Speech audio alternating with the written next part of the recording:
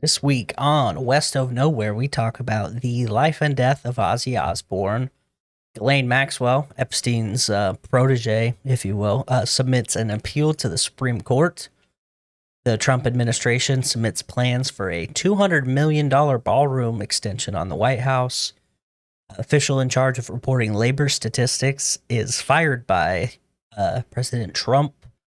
Russia claims Nazism is on the rise in the West. And South Park's return to form in season 27 premiere mocking the president. And in this week's Am I the Asshole? Is it wrong to bring up premature births at dinner? We would also like to thank the following people: Pantera Girl, Colton Sammersla, Lord Reverend Professor Rusty J. Lugnuts III, Shane's daddy, aka Andres Valles the God, Kevin Garahan, Chantel and Mark Stadler, and Kylie Gangwish. And away. I ain't scared of you motherfuckers. I'm on it. Hey, freak show! You're going nowhere!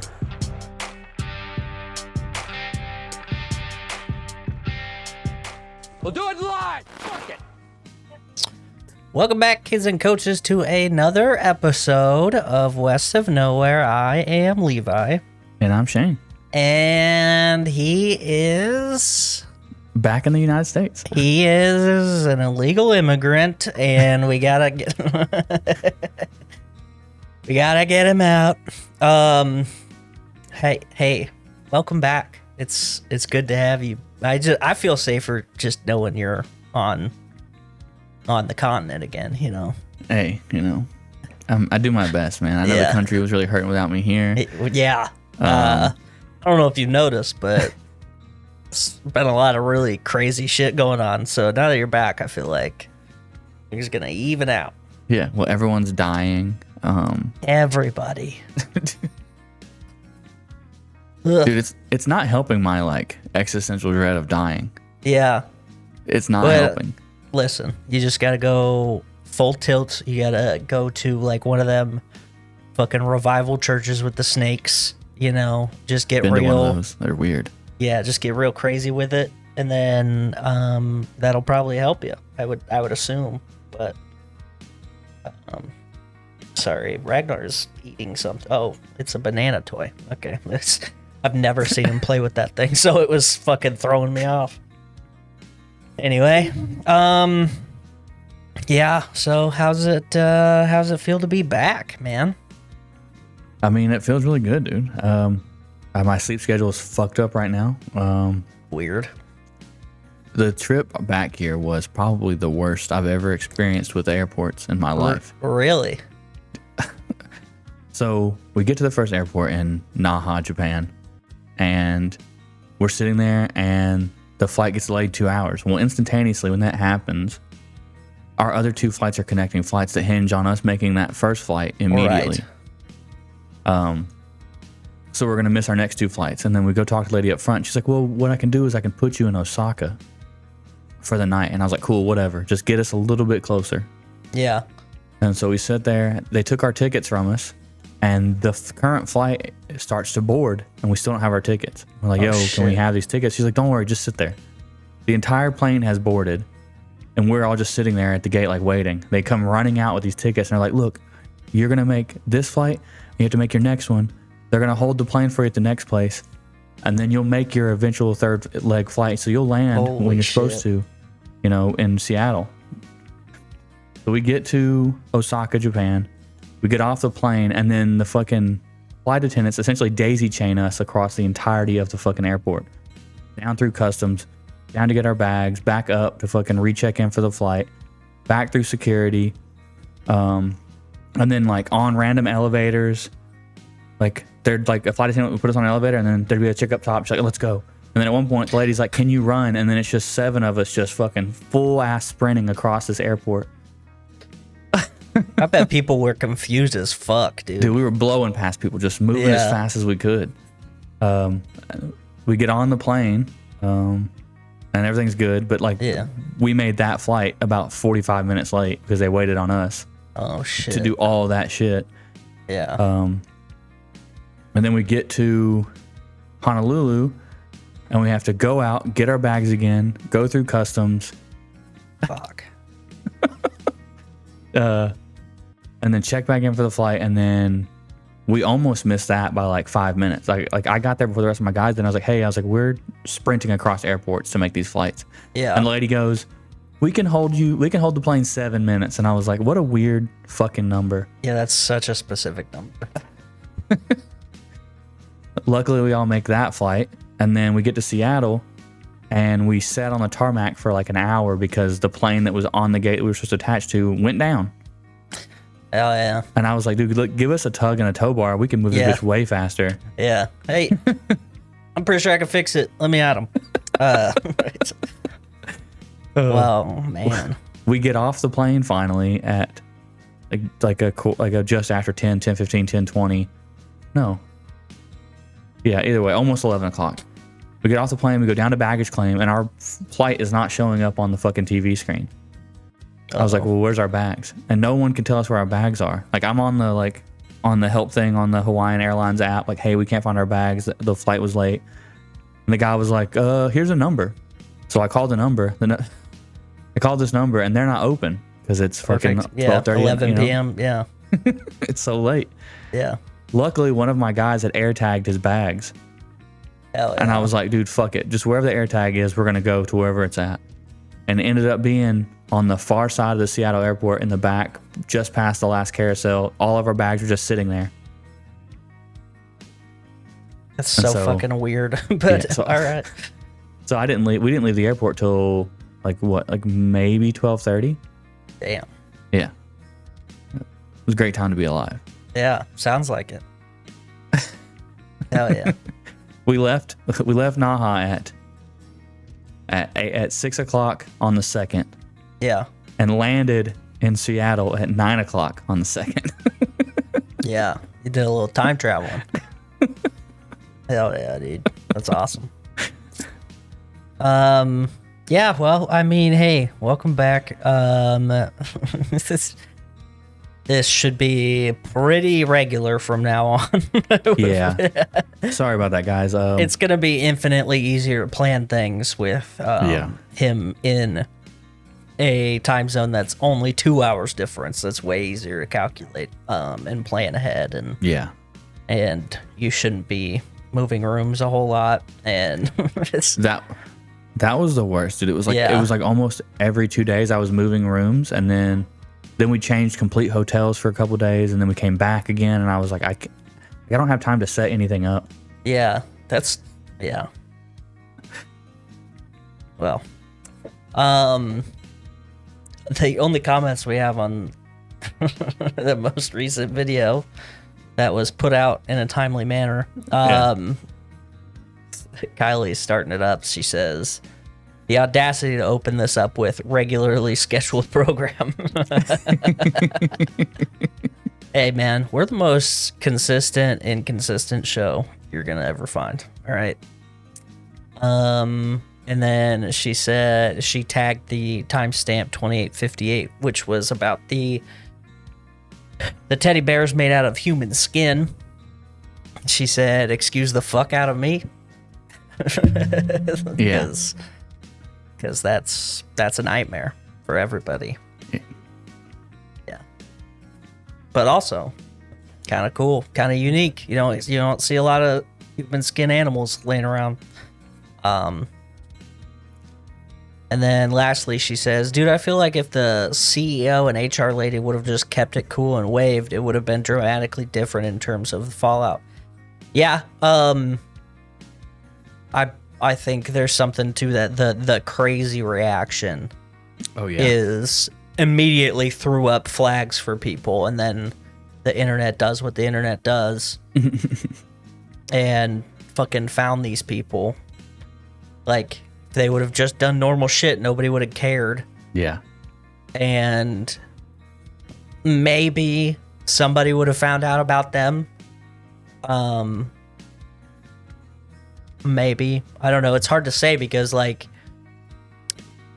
we don't know any of the other fucking Kiss Cam ones because they're the only ones that reacted that way.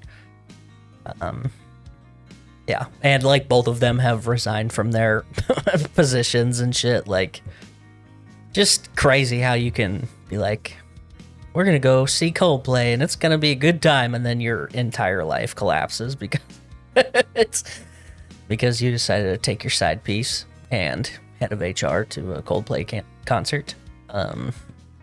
Dude, explain to me why, like,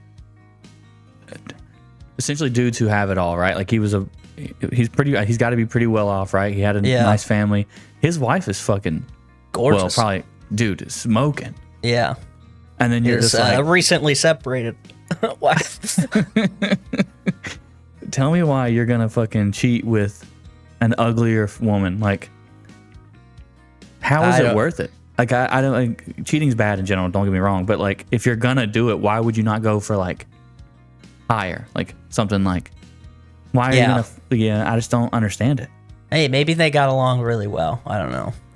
It's hard to say. I can't.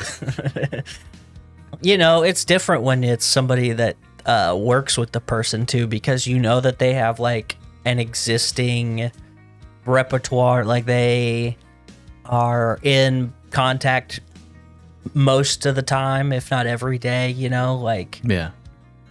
I feel like it's just one of those things where it just kind of. I bet it probably spun out of control, and then they were just like hell bent on living this double life because why not? It's like, I think rich and powerful people think that they can get away with pretty much everything, so that's probably what he was thinking. Nothing's ever gone bad for me before. Yeah. Hard to think that banging my head of HR is going to be bad for me, but yeah, you live and you learn, Yeah. I think that's going to be the theme of today's episode because there's a lot of that going on. Before we get to that, obviously we have to talk about the timely passing of Ozzy Osbourne. A man who lived way longer than everybody thought. Oh yeah. Like it's crazy because like obviously everybody was very upset about it, and like but it's also like we shouldn't be surprised. we should be happy that we got this much time with him because that guy fucking partied, and like even to the end, like his the last concert, the Back to the Beginning benefit concert that they did, he's in a throne the whole time because he had Parkinson's that was caused by lifelong drug use, or not his entire life, but most of his life, I guess. Yeah. So like it's impressive that he made it to, I think, 76, right? Or 72, one of the two. I think Hulk Hogan was 72, but I can't remember. Hulk Hogan also died, and oh no, brother. But the real weird one is Ozzy, and it's like I said, it's one of those things where he is like this mythical person. Like my entire life, he's always been like this almost this legendary figure, and otherworldly, like Ozzy fucking Osbourne. Like he's the shit. Everybody knows who the fuck he is. He's like been around forever, and then like surprisingly lived as long as he did, and then just nope, no more. Like so I was pretty bummed out about it, but ultimately you can't be sad forever about a guy who lived that kind of life, that lived as long as he did and got to I guess bless us with so many amazing moments and music. Oh yeah. Like just the sheer talent that was like surrounding him at any given time. I mean, Black Sabbath was a pioneer in general, like they were like, if not the first, one of the first bands that were like, what if we take this shit to a different place? And they fucking went dark with their music instead of just like heavy. And it was a thing that just fucking broke the dam. And then you have like all this offshoots of metal. And if they weren't the first, they were certainly one of the first that made it super popular, right? They were like one of the first successful versions. And Tommy Iommi's an amazing guitar player. Geezer Butler, the fucking bass player for that, the guy fucking shreds on the bass, which is hilarious. If you ever want a fun watch, go watch the it's the War Pigs live version from like 2014 or something like that. Yeah. Like a geezer's like he's just fucking going ham. And it's cool as hell. But yeah, like, and then transitioning into his solo career, you got my boy Randy Rhoads for his first 2 solo albums, and then he had Jake E. Lee for Bark at the Moon. And then Zakk Wylde is like the big one, right? That's like the one most people know is, No More Tears, Mr. Tinker Train, like just fucking tearing shit up. Yeah. And yeah, so like just always had talented people around. And Ozfest, that was like the first metal fucking festival. Like everyone's like, Lollapalooza's your alternative crowd, and Coachella's your whatever pop music crowd, and then Ozfest is just fucking heavy hitters all the time. All there was. And then, he's cameoed in a couple great films like Austin Powers Goldmember and Little Nicky and some cinematic masterpieces. Yeah. So so speaking of Ozzy Osbourne and then of course Hulk Hogan, I think that in my mind where I like stopped looking at them as like actual famous people anymore, which obviously is not true, but because both of them did it, right? So Ozzy did it. He was like the Osbournes, like the reality show. Oh, yeah. And I was just like, oh, well, this is like the end of Ozzy. Yeah. I can see what you're saying. I think it put in, it was fun to see them as just regular people for a change. And it's crazy too, because like the Osbournes was like one of the first celebrity reality shows we had, like, because it predated the Kardashians and fucking Paris Hilton stuff and like all of those. And it was fun because it's just like Ozzy roaming around, mumbling incoherently, and then yelling at Sharon, and Kelly just being a teenage rock star's daughter, just like talking shit all the time. Yeah. Yeah, it was, and it even became like it was like a joke before, it was like a meme before memes, right? Like Ozzy Osbourne, when did Ozzy become an actor? From Bowling for Soup 1985, right? Yeah. And then, like I said, he cameoed in a couple things, and then like I think it was the 1999 album. He had that song called Dreamer, and I remember distinctly the Morning Zoo radio in my hometown would play this version of Dreamer. It's called I'm a Screamer, and then they would like dub in clips of him yelling in the show, in the reality show. And I was like, that's so fucking funny, dude. I remember at first being mad about it because I really liked that song. Yeah. When I first heard it. I think the first time I heard it was actually, I watched the video on MTV. Oh, throwback. What's up? And yeah. No, go ahead. Oh, I was just going to say, it was funny how he like continued to like Ozzy was like a figure in so many different ways, like just continued to be prevalent and like as a joke, and then like also serious, like it's just a master of all things. Then he had that second finding, almost like his second wind of fame in 2019, whenever Post Malone did that song Take What You Want with him. And I remember getting so fucking mad at a bunch of kids. They were just like, do you know the new Post Malone song? He really helped that guy Ozzy Osbourne out. And I was like, if you don't get the fuck away from me. Yeah.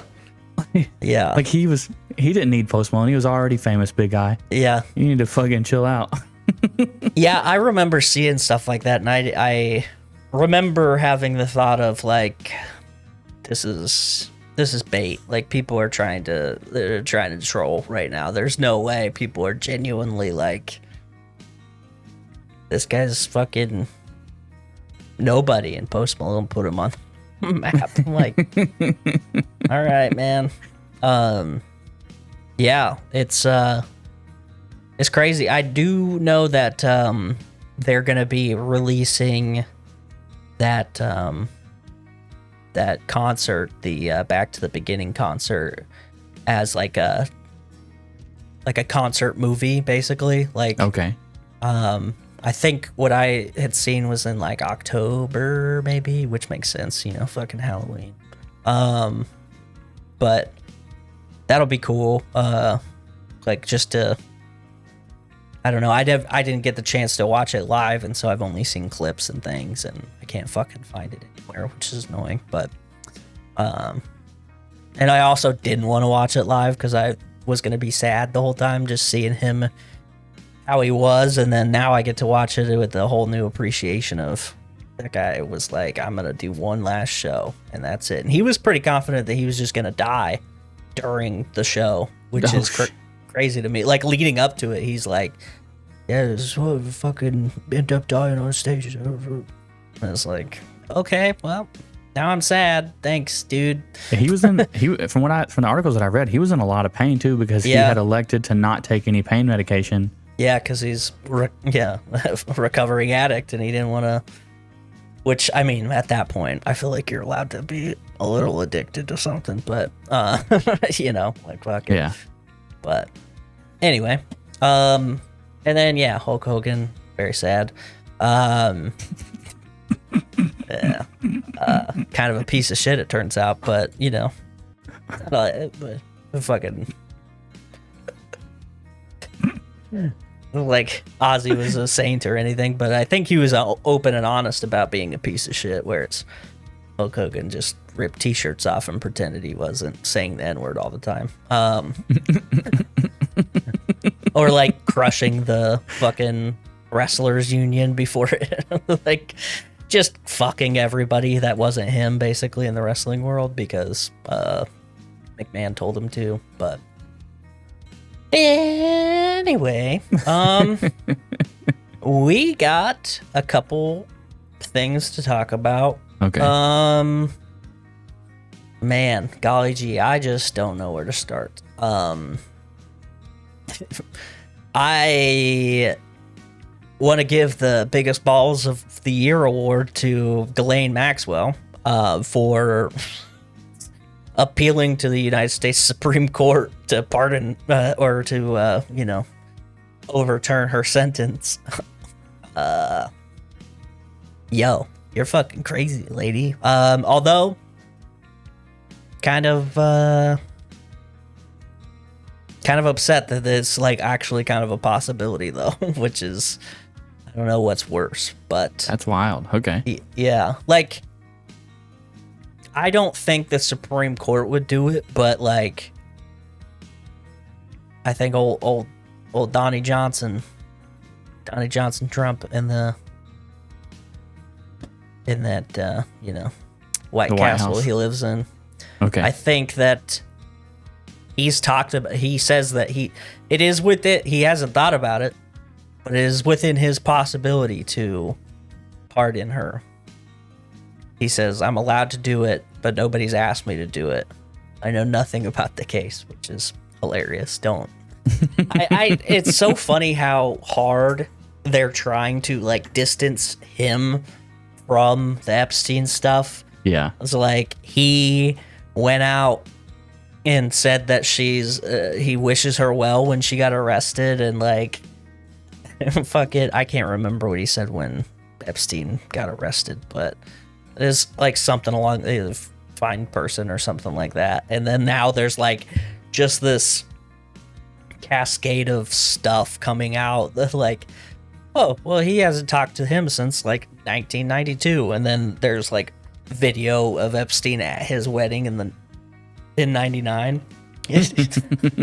Like, and then something else will happen, and like so now you have shit like, well, we're gonna build a $200 million ballroom and attach it to the White House. Like, it's fucking just trying to throw people off, I guess. I don't know, but yeah. It's so crazy. And like, hey man, I don't know if you know this, but the White House already has like a ballroom. Why do we need this fucking huge ass extension to it? Like, it doesn't. Why not? Is it that pressing? Are we having that many people go to the balls? I've got big balls.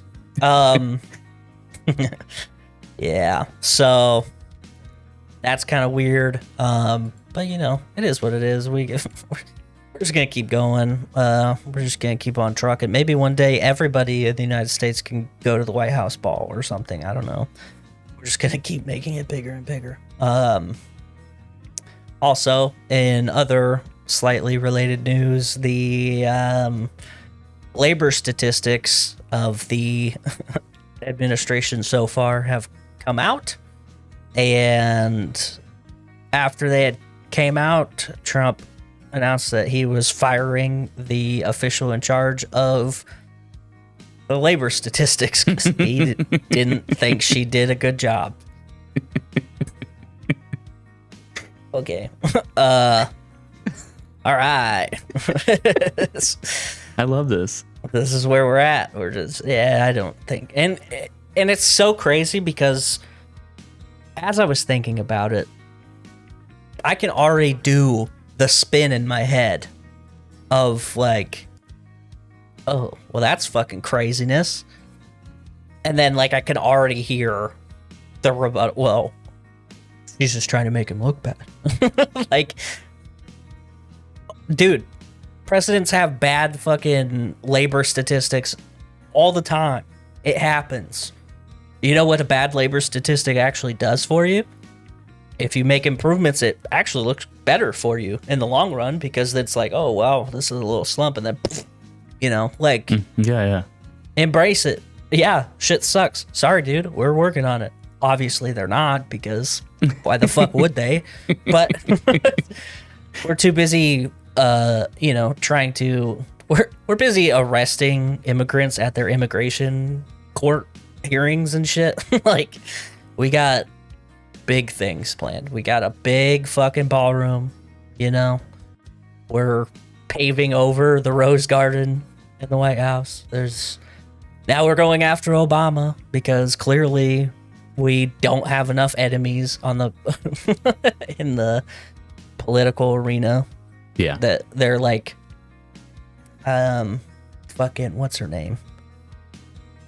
Tulsi Gabbard is, and she's like dropping like breadcrumbs of stuff that, again, I think it's probably to throw people off of the scent of this Epstein thing because they have no answers for like the direct questions. And so they're like, what if Obama tried to hinder our 2016 campaign? Okay. What if elephants could fly? Like, I don't know, man. What does that have to do with anything? You won. They were like, look how successful Marvel was with doing the What If show. Let's do that. What? Like, oh, fucking Crooked Hillary and the fucking Sleep Your Way to the Top Kamala all over her. And they were trying to fucking overthrow the results. both of whom conceded to his victories in their respective elections. But Yeah. okay. No, you're right. Yeah, so also pretty cool. Russia, as bad as things are going for them, they're still taking shots at us. Not literally, but, metaphorically. They say that Nazism is making a comeback in the West. No shit. Fucking, yeah.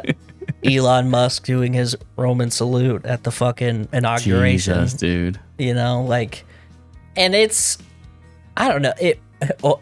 And I saw this fun little thing, this little video the other day. This is Fox News host Greg Gutfeld says that people are throwing the word Nazi around too whimsically, so they need to take the power back from it. Like he said, this is his quote: "We need to learn from the blacks." Which I understand that if you go, that guy's black, or that's a black person, whatever. Okay, that's like normal. But like anytime somebody says the blacks, it is, it's not good. Yeah, nothing in that sentence is going to be good. Like anything that follows the blacks is about to be the most unhinged, diabolical shit that you've ever said. And so he said to remove the power from the N-word. So basically, we're just going to start calling ourselves Nazis. So he's like... That's insane. Yeah. He said, criticism doesn't matter to us when you call us Nazis. Nazi this, Nazi that. I'm beginning to think they don't like us. And then he said we got to learn from blacks thing. He says they were able to remove the power from the N-word by using it. So from now on, it's, what up, my Nazi? No, he did Hey, what not. up, my Nazi? Yeah, 100%. Oh, Hey, what's hanging, my Nazi? no. And then one of the co-hosts, I got to find her name because I feel like it's important. Lisa Montgomery, better known as Kennedy, says, Nazi, please. See, none of what just happened there didn't sound racist. Yeah. You know what I mean? Like, Yeah. all you did was use the term the blacks, and then you turn around and say all those statements like that. Yeah. You just look like a fucking racist piece of shit. Yeah. And this guy's like, I think his whole shtick is trying to like be this contrarian and like hardcore offender of people. Like he's leaned into this thing. But it's just kind of fucking dumb because like if you're trying to make the point of if everything we do is Nazi stuff, that kind of diminishes what Nazis actually were. That's a good point. That's a conversation. But to like lean into the way that they did, holy shit, dude. Yeah. Like, I don't know.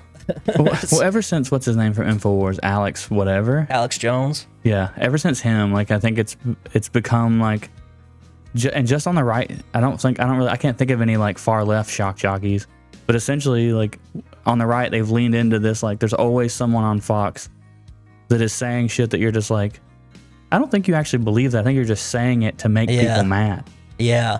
Well, and like, I mean, we've been saying it forever, but like Fox News and CNN even, like these are not news programs. These are all entertainment programs designed to sell ad space.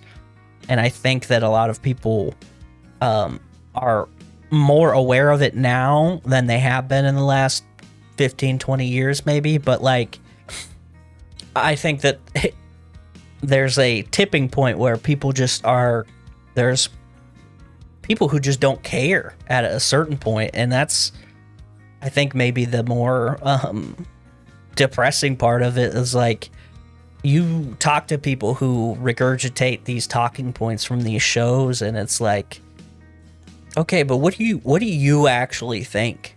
and they can't tell you because they don't think for themselves. And it's like, and this is a normal person, and that means that there's a bunch of people, the majority of people are like that, because unfortunately, the majority of people are the average, which means that they aren't the top percent of thinkers usually, and they just lean into like the easy stuff, and I don't know, it's confusing to me. But this like move of, well, let's just, I don't know, let's just all start saying that we're Nazis and calling each other Nazis and doing some fucking half-ass Sig Heils to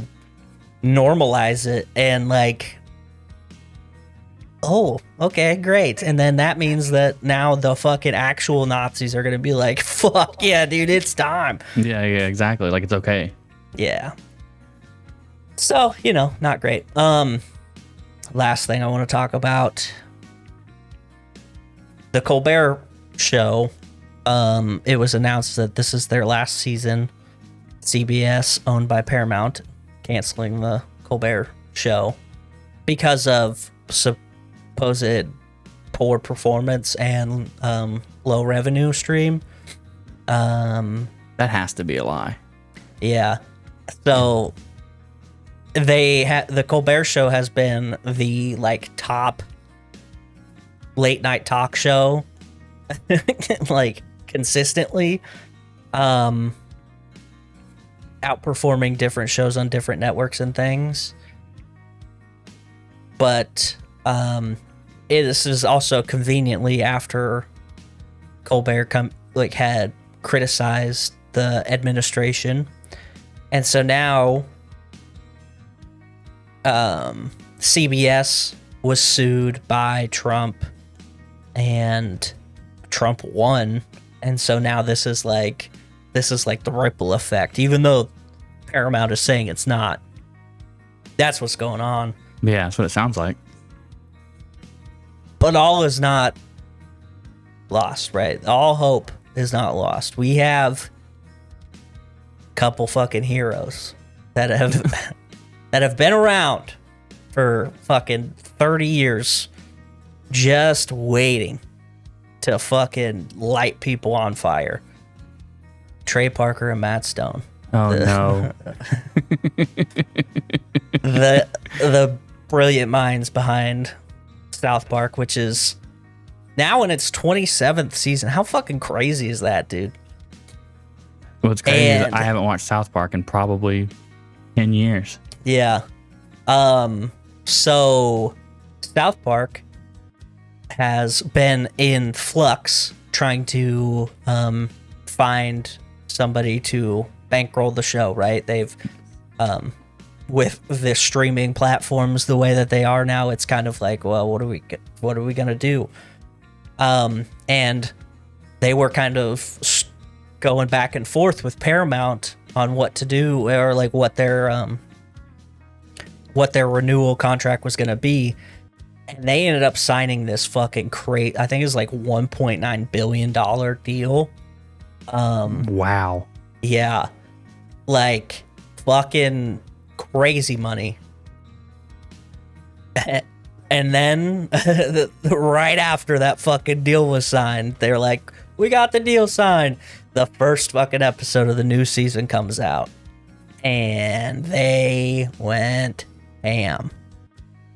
They brought Satan back, and he's in a loving relationship with Donald Trump, and they use the face plaster technique that they're super famous for. They used to do it all the time. Here's a lovely picture. No. Yep. So, and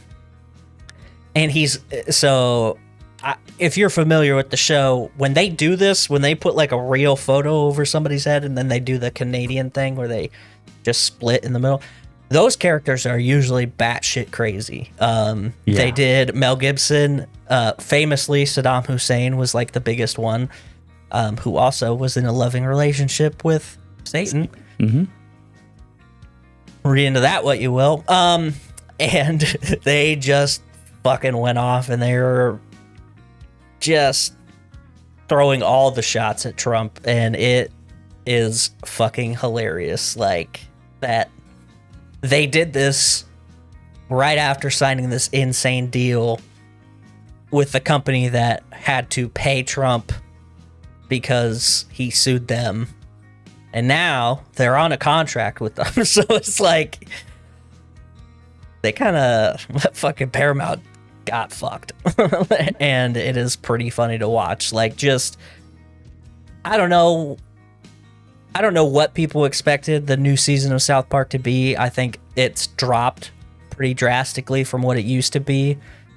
But now it's kicked back into gear because they've, I feel like Trey and Matt are at their best when they have something important to say. Yeah. And this is like, okay, you're going to fuck with like the writers and comedians and people who are like trying to make good, fun TV. Like Stephen Colbert, I have to imagine they probably know him or they're probably friends with him because they were all on Comedy Central at the same time. Yeah. And now, weirdly enough, the people who have been saying, for a generation raised on South Park, you guys sure are a bunch of fucking wimps. But now, South Park has gone woke, obviously. And so, yeah, it's pretty funny. Trump had a fucking 8-paragraph essay that he posted in response to this unpopular show that nobody even knows about. Like, he tried to fucking I love that for him. If you didn't fucking care about it, you wouldn't have said anything, and now we know we're under your skin. So pretty excited for whatever is to come in there. At San Diego Comic-Con, it was right after the episode aired, and one of the people was like, one of like the panelist host guys asked him what they had to say about the response there of this episode, and I don't remember which one's which, but one of them was like, "We're terribly sorry," and then that's all he said. We're terribly sorry. I just wanted you to know that we're terribly sorry. Yeah. Everybody was like, man, they should have done that thing that I can't remember. Is it the Apple store? They're like, we're sorry. And they start like rubbing their nipples and shit. We're so sorry. Anyway, that's all I got. All right, here we go. I don't know what week it is as far as this goes, but let's see if Levi can guess this movie. I think it might be 6 or 7. Yeah. All right, let's see. First actor, Jesse Plemons. Okay. Amy Smart. Okay. John Voight.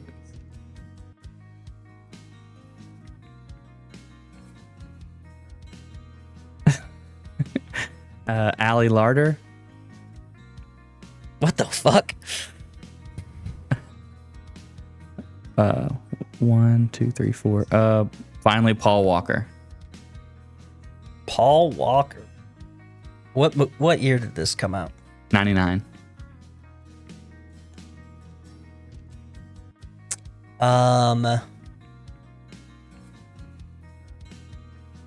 Is it Joyride? No. Oh. You want another act? I'll give you one more acting, and then you can stab it again. Ready? Sure. Yeah. James Vanderbeek. Fucking Dawson's Creek, motherfucker.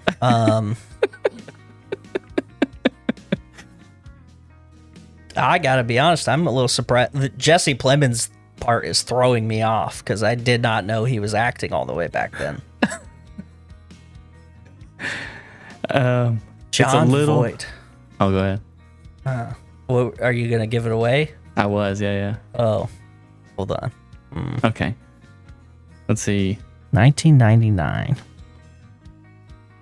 It's not Anaconda, is it? No. No, not Anaconda. Yeah. No, because that's J-Lo and Ice Cube.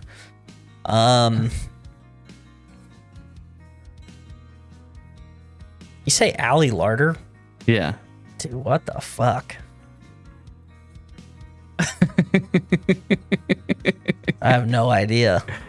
All right. It's a very little known football movie by the name of Varsity Blues. No. Jesse Plemons is in that movie? Apparently. Wow. Paul Walker. I forgot he was in that. Smart move not giving me what's his name? What's his name? Fucking the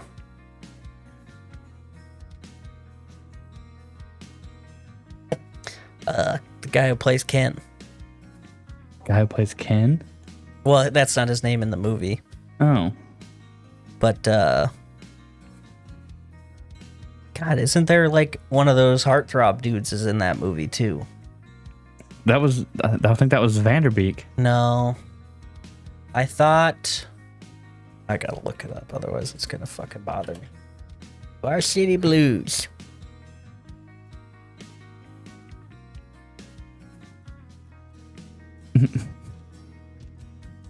Oh, you know what? I'm thinking of A different movie? yeah, I'm thinking of is it not Remember the Titans? What's the one with Denzel? That's Remember the Titans. Is it? Oh. Yeah. Oh, I was thinking of Little Giants for fucking I'm all fucked up, dude. Oh no. All right. Yeah. Oh yeah. Ryan Gosling. Yeah. I got those movies fucking blended in my brain. All right. If you like, Hell yeah, dude. damn it, dude. It's been so long. All right. Stop what you're doing. Hit that like button. Hit that subscribe button. Leave us comments. Leave us reviews, and we'll roll into the final segment. Yeah. All right. Am I the asshole for bringing up my brother's premature birth at Christmas dinner to get my parents to shut up? Fucking what? I'm a nurse practitioner, and I'm the primary care provider for a lot of low-risk maternity cases at the practice where I work. I also work hand in hand with doctors and midwives to create a healthy maternity birth and postpartum situation. My fiance, which I don't think it's how you spell that, but is completing her residency. We live together and have for a few years now. We aren't in any hurry to get married. We originally had plans to do so a couple years ago, but then we got really busy for 2 years. I feel like this is not important. Yeah. It is driving my very religious parents crazy that their youngest son is living in sin. I don't really care. I'm an adult. I do what I want. We were getting married in June. So we were visiting my parents for Christmas. The way it came together this year, everyone is at my parents' house. So that's my folks, my 3 siblings, myself, my fiance, and 7 grandchildren. So 17 people. At dinner, my mom starts going on and on about how she is so glad we are finally getting married and how she won't be embarrassed at church anymore. Fuck you. And my dad says how proud he is of him and his 3 older children who either waited to get married before moving in together or got married right away after moving in together. Dude, passive aggressive fucking parents. I love it. My fiance was getting embarrassed and I was getting mad over this stupid argument we're having that we've had multiple times now. And a family dinner was the last straw. I've asked them repeatedly to just accept that they cannot control how I live my life. I refuse to stay with them when I visited, even if I come alone. Hotels are just easier. Yeah. So I started talking about a premature baby I had been reading about, and it was almost 3 months premature and weighed about 1.6 pounds. It was super strong and healthy for being so little, and the NICU had high hopes for the baby doing well. My mom and dad both got a deer in the headlights look on their faces. Too bad, should not have fucked around with my fiance's feelings. So I asked my older brother, he was born almost 4 months premature. Is there a chance that we could check out the family album where we keep all the records of family births and stuff? I already know my brother was over 9 pounds and almost 23 inches long when he was born. My grandmother told me all about it the first time my parents tried to shame me.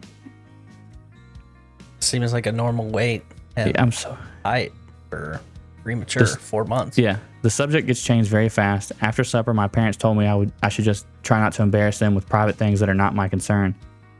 I told them that if I heard anything about my living arrangements ever again for the rest of my life, I would make sure to keep bringing up the fact that my mother was in her second trimester when they got married. Oh. Oh, you fucking sinning pieces of shit. My parents are mad at me for telling them how to behave in their own house, but my fiance is happy that they seem to get off the subject for good. So, am I the asshole? No. Absolutely not. I love this so much. First of all, I think we all know that the fucking pontificating asshole religious point of view is one that I have never liked. And the fact that they're the most hypocritical is actually kind of, par for the course for this. Like, yeah. 6 months into a pregnancy is when you got married.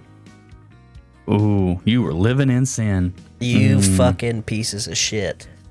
Yeah, that's fucked up.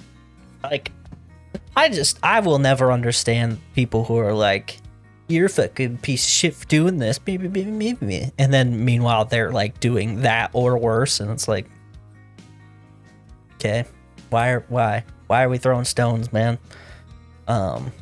I think, especially since it's not like they came direct with what they were saying, they were just talking about something that they knew would fuck with their parents.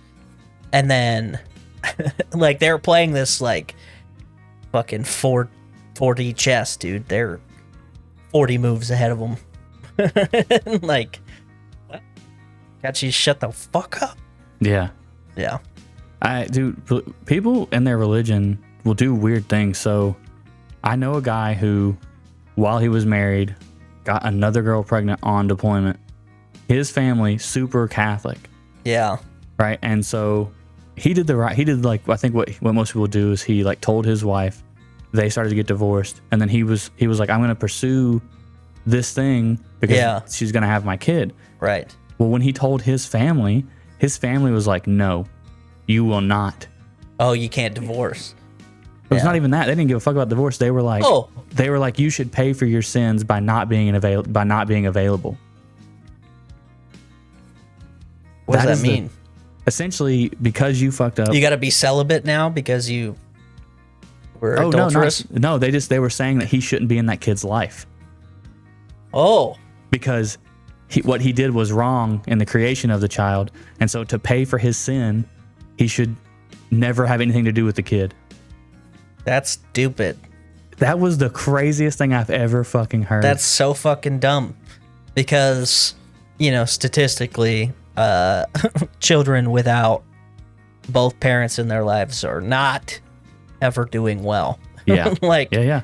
If you're trying to be a good person and help people, that's not a good way to do it. Yeah, when he came and talked to me, he was so torn because he was like, well, I love my family. Specifically, it was his mom telling him that. And he's like, I really love my mom and I don't understand like what to do here. And I was like, well, I can't tell you what to do, but that is a fucking insane story. And I hope that you don't pick what your mom said. Yeah. Yeah, I mean, this is like, I feel like the way that OP responded is probably a way more casual approach to something that could have easily went off the rails very fast. Oh, yeah. I think that if he really wanted to, he could have just been like, really? How come this guy sitting to my left here was allegedly born 4 months early and weighed a normal weight? Could it be perhaps that you guys actually got married 6 months along? When the belly started to show, maybe? Dude, at first I was so confused. The way he delivered the story. Yeah, he's not good at writing, I'll tell you that. There needs to be like, one of the moderators on that sub needs to like be a creative writing, like hobbyist, and then like tweak them up a little bit, put a little more effort into coherence. Yeah. Yeah. Yeah, I was very confused all the way up until that last paragraph. I was like, what is going on? Yeah. Oh, it was fucking. My brother was born 4 months early and weighed 9 pounds. Doesn't fucking sound like he was born 4 months early. Oh. Oh. Yeah, he was born 4 months early and weighed 16 pounds. That's so fucking weird. Oh man, that's a beefy boy. He said, no issues, huh? Man, that's crazy. Hey, I do, now that we have the whole story, we can go back to it Tarantino style, because I love the fact that the story he brought up was, I read a story recently about a baby who was born 3 months early and had to stay in the NICU for XYZ and weighed like, you know, kind of genius, honestly. Like, just a fucking, fuck you. Yeah. You talk shit on me and my wife for fucking before we're married? Listen, bitch, I got your story right here. Check out this sick baby. Yeah, I don't know. We obviously have some fans that really are A, religious, and B, parents. So I would be interested to see some comments on the old YouTube about this, because this is kind of an interesting one. Like, obviously for me, I don't the living in sin part is not a problem because I don't care. But also like the hypocrisy of the mom. You can't even sleep in the same room when you're under our roof. Really? Well, then why were you and Dad fucking in Grandma's attic? You know what I mean? You pieces of shit. I love it. Yeah. Oh, man. All right. We'd like to thank the History Goon. Oh, Yeah? shit. I got it. Let's fuck. go. We'd like What to are the thank other the Cobb ones? Emporium, the Real Creature feature. I was thinking you were going to fuck up the rest of them up. Like, I finally got one. I don't know anything else. The Society of Cryptid Hunters, and of course, the Remedial Scholar. Hell yeah. That's it. I've had enough. Peace out, bitches. Tip your bartender.